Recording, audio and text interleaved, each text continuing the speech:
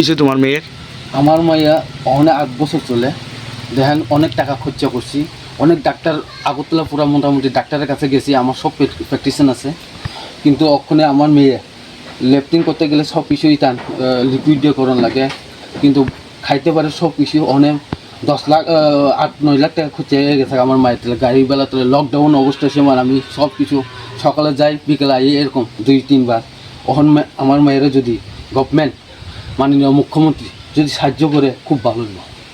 মানে হ্যাঁ, চলাফেরা করতে পারে না, চলাফেরা করতে পারে না বিকলম্ব, কিন্তু তার একটাই ইতান সব কিছু কাগজপত্র বাদ ইতান আছে, ইতানো তার ইতানো আয় না, ইতানো আধার কার্ড ইতান করতে আসে না, মানে রক্ত আয় না দেখে ফিঙ্গার কিনে সাফার হবে না। অনেক সিসি সেন্টার গেছি, বিশ্রাম গেছি, চলিলাম গেছি, সব ইতানা আগরতলা গেছি, তার হনো ইতান হইতে আসে না, মানে আধার কার্ডটা হইতে আসে না।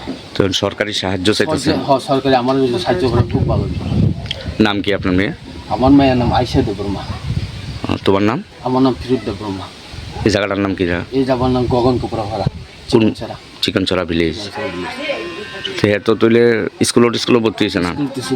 কথা কইতে পারেন এমনি? এমনি কথা কইতে পারে না, সব বুঝে, কথাও কইতে পারে না, সব বুঝে। তো হ্যান্ডিক্যাপ সার্টিফিকেট আছে নি? হ্যান্ডিক্যাপ সার্টিফিকেট অনেক আধার কার্ডও ফাইতে আছে না, এলাকা তার তাহলে কিচ্ছু মানে আর টাকা পয়সা নাই আপনারা চিকিৎসা করেন? না, টাকা পয়সা নাই।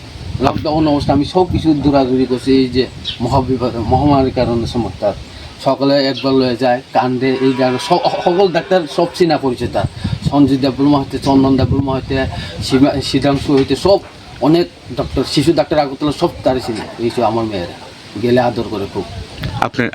আপনার নাম কি? শাড়ি দিয়ে সারাক্ষণ কুলে রাখতে হয় না?